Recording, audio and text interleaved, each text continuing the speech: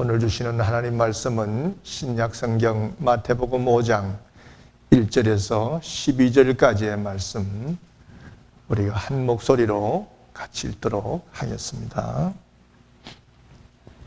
다 같이 읽습니다. 시작. 예수께서 무리를 보시고 산에 올라가 앉았으니 제자들이 나온지라. 입을 열어 가르쳐 이르시되 심령이 가난한 자는 복이 있나니 천국이 그들의 것이며, 애통하는 자는 복이 있나니 그들이 위로를 받을 것이며, 온유한 자는 복이 있나니 그들이 땅을 기업으로 받을 것이며, 의에 줄이고 목마른 자는 복이 있나니 그들이 배부를 것이며, 긍휼히 여긴 자는 복이 있나니 그들이 긍휼김을 받을 것이며, 마음이 청결한 자는 복이 있나니 그들이 하나님을 볼 것이며, 화평하게 하는 자는 복이 있나니 그들이 하나님의 아들이라 일컬음을 받을 것이며, 의를 위하여 핍박해를 받는 자는 복이 있나니 천국이 그들의 것이며, 나로 말미암아 너희를 욕하고 박해하고 거짓으로 너희를 거슬려 모든 악한 말을 할 때에 너희에게 복이 있나니 기뻐하고 즐거워하라. 하늘에서 너희의 상이 큼이라. 너희 전에 있던 선지자들도 이같이 박해하였느니라. 아멘. 우리 찬양대에 찬양이 있겠습니다.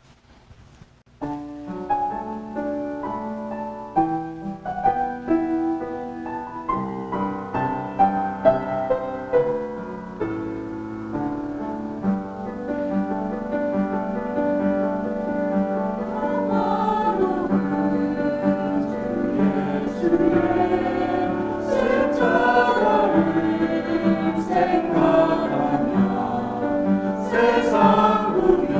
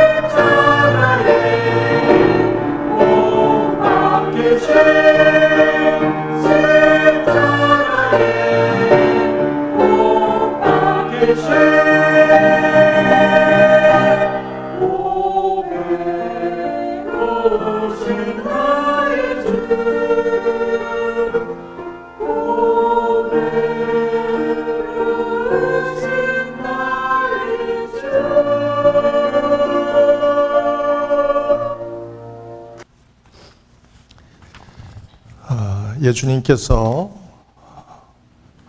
공생애를 시작하시면서 갈릴리의 그 가버나움 지역에서 설교를 하셨습니다. 그 설교하신 장소가 산 기슭 또 언덕에서 설교를 하셨다. 그래서 그 설교를 산상수훈이라 이렇게 얘기를 하고, 또 그 내용이 너무 귀하고 가치 있는 말씀이다. 그래서 산상보훈이라 그렇게도 말씀을 합니다. 이 산상수훈은 마치 구약의 율법과 같은 것이죠. 율법은 하나님께서 모세에게 주셔서 이스라엘의 백성들이 그 말씀을 따라 살아야만 했듯이, 신약 시대에 예수님께서 직접 이 땅에 오셔서, 하나님 되신 예수님께서 오셔서 이스라엘 백성들에게 선포하신 말씀이기 때문에 신약 시대의 성도들은, 또 주를 믿고 따르는 사람들은 다 이 예수님의 말씀을 따라 살아야 했기 때문에 이 산상수훈은 구약의 율법과 같은 말씀이다, 이렇게 볼 수가 있겠습니다. 이 산상수훈을 시작하면서 그 시작이 무엇으로 시작되냐면 복이 있는 사람으로 시작이 됩니다. 복 있는 사람은, 그렇죠? 어떤 사람이 복이 있는 사람인가? 오늘 우리가 8가지의 복을 말씀하셨지만 우리가 전부 다 얘기를 하기에는 좀 시간적으로 성찬식도 있고 해서 아마 다 하기는 어렵고, 제가 할 수 있는 데까지만 하고 또 다음에 제가 또 연결해서 복에 대한 얘기를 또 우리가 좀 얘기하도록 하겠습니다. 먼저 첫 번째 복이 있는 사람이 어떤 사람이냐 그러면, 심령이 가난한 자가 복이 있다, 그렇게 우리 주님이 말씀하셨어요. 이 가난한 사람, 오이 포토코이, 이 얘기는, 가난한 사람이라는 이 말은 재산을 다 잃고 알거지가 된 사람, 그런 뜻입니다. 다 잃어버리고 알거지가 됐어요. 가진 게 아무것도 없어요. 그런 상태에 있는 사람이 가난한 사람입니다. 이런 아무것도 없는 그 알거지가 된 사람은 그 남에 대한 의존도가 상당히 높습니다. 남이 도와주지 않으면 그 사람은 살아갈 수가 없는 거예요. 이런 자기의 소유가 없기 때문에 남에게 의존하면서 살 수밖에 없는데요. 이 심령이 가난한 사람, 그렇죠? 이 심령이 가난한 사람은 심령이 알거지가 되어서 누군가에 의존하며 살아갈 수밖에 없는 사람이다, 이런 뜻이 되겠습니다. 심령이 알거지가 되었다. 심령이 가난한 사람, 심령이 가진 것이 아무것도 없는 이런 사람이 복이 있다, 그렇게 말씀했는데, 여러분들 어떻습니까? 여러분들의 심령은 어떻습니까? 교회에 오셔서 예배를 드리고 계시기 때문에 여러분들의 심령은 그렇게 가난하지를 않죠. 왜냐하면 예배를 드리고 있기 때문에. 또 여러분들은 오늘 이 예배를 드리면서 우리 찬양대원들과 함께 마음껏 우리들의 목소리를 높여서 주님을 찬양했기 때문에 여러분들의 심령은 그렇게 가난하지 않습니다. 또 여러분들은 오늘 우리 주님을 향하여 또 기도를 드리면서 또 귀한 주님의 삶을 닮아가겠다고 성찬 예식을 함께 거행했기 때문에, 참여했기 때문에 여러분들의 삶은 그렇게 이 심령이 가난하지 않습니다. 그럼에도 불구하고, 그렇죠? 그럼에도 불구하고 여러분들의 마음은 가난해야 된다라고 하는 거죠. 그럼에도 불구하고 이렇게 찬양을 드리고 기도를 드리고 이 예배에 참여하면서 그 영적으로 공급받고 있음에도 불구하고 여러분들의 마음은 심령이 가난한 알거지가 되어 있어야 된다는 그런 말씀이 되겠습니다. 그래서 하나님만을 바라보고, 그죠? 하나님만을 바라보고 하나님으로부터 또 공급받기를 바라는 이 마음을 가진 사람, 내가 분명히 예배를 드리고 기도를 드리고 말씀을 읽고 이렇게 영적인 생활을 하고 있음에도 불구하고 나는 아직도 채워지지 않은 그 가난함 때문에 주님만을 바라보면서 나의 것을 채워주옵소서라고 하는 이 심령이 가난한 자가 복이 있다, 그렇게 말씀을 했습니다. 여러분들, 오늘 여러분들이 일주일 동안에 어떤 영적인 생활을 하고 오셨는지 여러분들이 잘 아시겠지만 어떤 상황에 계시든지 간에 오늘 여러분들의 마음이 심령이 가난하여 주님의 그 은혜를 사모하고 주님의 영적인 그 공급받기를 사모하는 여러분들이 되시기를 바랍니다. 이 영적인 가난을 자각한 사람, 또 종교적으로 겸손한 사람이 바로 심령이 가난한 사람이라. 그래서 우리가 영적으로 교만한 사람들이 되지 말고 영적으로 겸손한 사람, 또 영적으로 배고픈 사람이 되어야 될 줄 그렇게 믿습니다. 이런 마음을 가진 자, 그렇죠? 늘 주님을 향하여 갈급해하고 또 늘 체험받기를 원하는 이런 사람에게 주시는 하나님의 축복이 있는데요. 그 축복은 천국이 저희 것입니다. 그렇게 얘기했습니다. 이 천국은 하나님이 다스리고 지배하시는 그곳 아니겠습니까?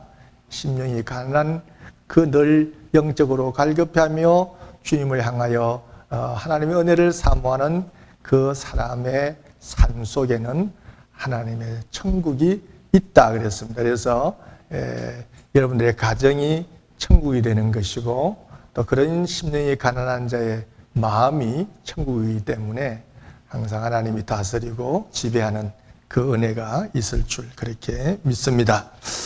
심령이 가난한 자는 복이 있나니 천국이 저희 것이며, 두 번째는 또 하나님께서, 예수님께서 무엇을 말씀하십니까? 애통하는 자는 복이 있나니, 애통하는 사람이 복이 있다 그렇게 얘기했습니다. 이 애통한다는 이 애통은 하나님과 인간 사이에 갈라놓는 죄에 대하여 깊이 슬퍼하고 철저히 회개하는 것을 말합니다. 하나님과 우리와의 관계에 있어서 죄로 인해서 사이가 벌어지고 텀이 생기고 이것을 슬퍼하면서 이 문제를 어떻게 해결할까 하고 애통하면서 회개하는 이 사람, 이런 사람에게 복이 있다. 우리 중에 애통이 필요 없는 사람이 있을까요? 우리 중에 죄가 없는 사람이 있을까요? 예. 예수님께서 복음을 전하실 때 바리새인과 서기관들이 현장에서 가늠하다가 붙들린 여인을 데리고 예수님 앞에 데리고 왔습니다. 그러면서 모세는 이렇게 가늠한 여인을 돌로 치라고 했는데 선생님은 어떻게 말씀하시겠습니까? 이렇게 얘기를 했는데 예수님께서 말씀하시기를 너희 중에 죄 없는 자가 돌로 치라 이렇게 말씀하시니까 그 유대인들 젊은이로부터 노인에 이르기까지 양심의 가책을 받아 돌로 치지를 못했다 이렇게 성경이 말하지 않았습니까? 그래서 다 떠나고 예수님과 여인만 남았더라 그렇게 얘기했습니다. 결국 누군가에 대해서 비판하면서 죄 있다고 얘기를 할 수 있는 사람도 결국 자기 자신을 돌아보면 나도 역시 죄가 있다라고 하는 것을 우리가 발견하기 때문에 이 땅에 죄 없는 사람은 아무도 없는 것이지요. 그래서 우리가 도덕적으로 바르게 살고 또 흠없는 사람 같아도 하나님 보시기에는 언제나 부족하고 죄인이라고 하는 것을 우리가 기억하면서 하나님 앞에 지은 죄를 놓고 회개하면서 애통하는 사람이 우리는 되어야 될 줄 그렇게 믿습니다. 이런 애통하는 사람, 자기의 죄의 문제를 놓고 하나님과의 관계에서 죄로 인해서 단절되어 감을 놓고 애통하는 이런 사람에게 주시는 축복이 있는데요. 그 축복이 무엇이냐면 저희가 위로를 받을 것이며 그랬습니다. 위로를 받는다 그랬어요. 여기서 위로라고 하는 파라칼레오는 곁으로 부른다 그런 뜻입니다.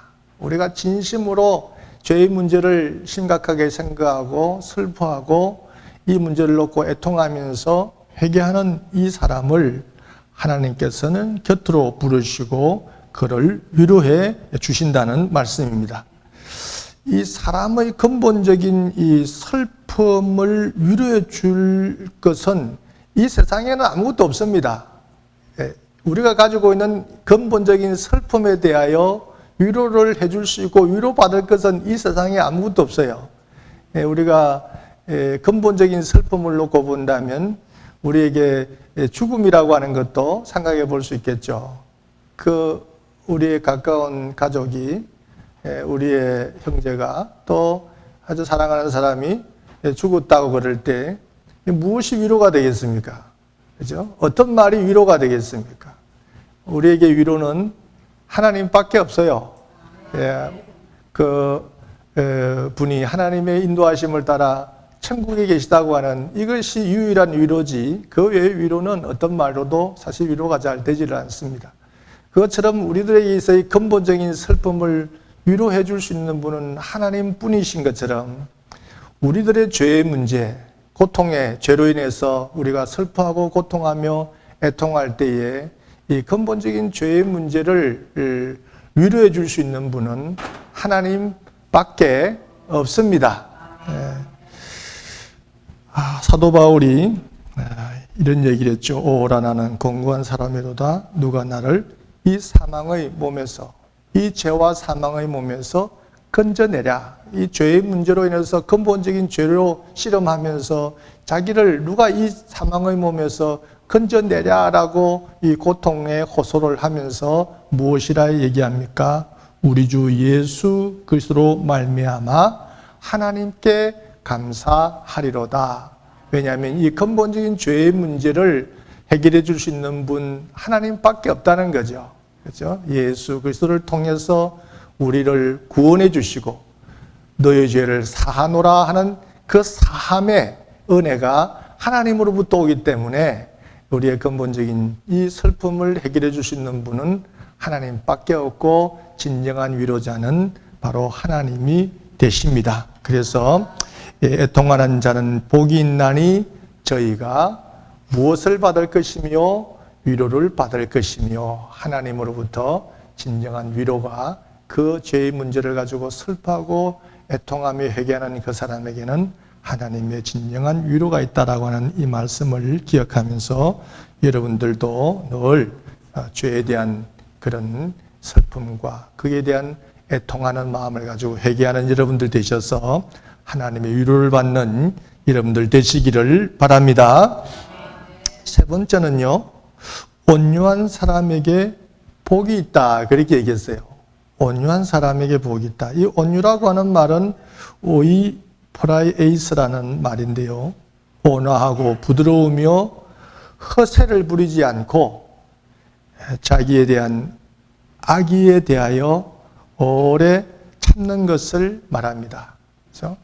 사람과의 관계에서 그렇죠? 온유하고 또 겸손하고 부드럽고 온화하고 허세를 부리지 않고 또 자기에게 누가 악한 말을 하고 행동을 하고 이래도 오래 참아주는 것, 이것이 온유라 그럴 때 이 말은 대인관계에서 오는 것이 온유가 되겠지만 또 히브리어의 같은 뜻을 가지고 있는 아나우라고 하는 이 말을 보면 하나님과의 관계에서 더 많이 이 아나우라는 말이 사용되었습니다. 그래서 이 성경적 의미의 온유라고 하는 것은 대인관계를 포함한 하나님에 대한 인간의 태도를 말하는 것으로서 하나님에 대하여 거스림 없이 그를 기뻐하는 것, 이것이 바로 온유다 이렇게 말씀드릴 수 있겠어요. 이와 같은 맥락에서 보면 온유한 사람이라는 그것은 다른 사람에 대해서 선의를 베풀고 또 자신의 피조물됨과 하나님의 창조주 되심의 그 관계를 인정하면서 받아들이는 이러한 사람의 자세, 이것이 온유한 사람이라 이렇게 볼 수가 있겠습니다. 이런 온유한 사람에게는 하나님이 어떤 복을 주실까? 온유한 사람이 복이 있나니 저희가 땅을 기업으로 받을 것이라. 이 땅이라고 하는 것은 이 유대인들이죠. 유대인들에게는 하나님께서 아브라함에게 약속하셨던 땅, 그 가나안, 토지 이런 것을 얘기해 볼 수 있겠지만 예수님께서 말씀하신 땅은 그리스도를 통해서 하나님과의 관계를 회복한 자가 차지할 수 있는 그 하늘나라를 의미하는 것이 되겠습니다. 온유한 자는 복이 있나니 저희가 땅을 기업으로 받을 것이며, 이 온유한 자가 땅을 기업으로 받는다라고 하는 이 말 자체만으로도 상당히 그 시대의 사람들에게는 좀 충격적인 표현이라고도 볼 수가 있겠습니다. 왜냐하면 보통 땅은 누가 차지합니까? 땅은 힘 있는 사람들, 그렇죠? 또 좀 공격적인 사람들, 이런 사람들이 다 땅을 차지하는데 온유한 사람이 땅을 차지한다, 이렇게 예수님이 말씀하셨기 때문에 예수님의 가르침은 이 세상의 가치관과 질서와 다른 그것을 뒤집는 그런 말씀이기 때문에 듣는 이들에게는 상당히 좀 충격적이었다, 이렇게도 볼 수가 있겠습니다. 여러분들 온유한 분들이 되셔서 우리 사람들에게도 온하고 부드러운 마음으로, 또 여러분들이 우리 사람들과의 관계에서도 또 이렇게 따뜻한 마음을 가지는 그런 분들이 되시고, 또 하나님께 대하여도 하나님의 창조되심을, 또 우리의 피조물됨을 잘 인정하면서 또 그 하나님을 따르는 그런 마음의 자세를 가지셔서 하나님이 제공하시는 그 땅을 차지하시는, 이 땅의 토지뿐만 아니라 하나님의 나라도 차지하시는 여러분들이 되시기를 바랍니다. 하나만 더 말씀을 드릴게요. 네 번째는 의에 줄이고 목마른 자가 복이 있다, 그렇게 말씀하셨잖아요. 의에 줄이고 목마른 자, 이 의라고 하는 디카이오네시는 정의, 공의 이런 것을 말합니다. 이 정의와 공의는 하나님께 속해 있죠. 그렇죠? 그래서 하나님은 언제나 의를 사랑하시고 불의를 미워하십니다. 세상은 늘 불의를 추구하지만은 하나님은 늘 의를 요구하셔요. 그렇죠? 그래서 예수님은 이 하나님의 그 마음을 가지신 하나님이시기 때문에 하나님은 이 땅에 오셔서 항상 의를 추구하셨습니다. 의에 대하여 줄이고 목말라 하셨어요. 그래서 예수님은 불의를 정오하시고 또 억압과 착취를 통하여 불을 쌓고 영향력을 행사하는 사람들에 대하여 항상 저항하셨습니다. 그들의 죄를 지적하고 잘못을 지적하고 그렇게 하셨죠. 또 예수님은 전 생애를 통하여 사람들이 서로를 형제자매와 같이, 그리고 같은 하나님의 자녀로서 서로 대우하기를 늘 바라셨습니다. 그래서 예수님은 천국으로 가는 길이 어떤 기도를 많이 하고 또 많은 번제를 올리고 이런 예배를 드리는 그곳에서 찾는 것이 아니고, 굶주린 자에게 떡을 주고 벗은 자에게 옷을 입히고 병든 자와 옥에 갇힌 사람들을 돌보아 주는 데서 찾을 수 있다라고 이 마태복음 25장 31절 이하에 보면 이 말씀을 우리에게 주셨습니다. 그래서 예수님은 이 땅의 정의를 위해서 또 정의로운 세상을 갈구하시며 또 그 일에 굶주려 하시고 목말라 하셨던 분이다라고 하는 것을 우리가 기억을 하면서 의에 줄이고 목마른 여러분들이 되시기를 바랍니다. 이런 의에 줄이고 목마른 자들에게도 주시는 축복이 있는데요. 그 축복은 저희가 배부를 것이라, 그렇게 말씀했습니다. 배부르다는 이 말 코로타조는 풀과 곡식으로 가축을 살찌게 할 때 쓴 말이에요. 풀과 곡식을 가지고서 가축을 살찌게 할 때 쓰는 배부르다, 코로타조라는 말을 사용했는데 저희가 배부를 것이요 할 때 이 배부르다는 말이 바로 코로타조라는 말을 썼습니다.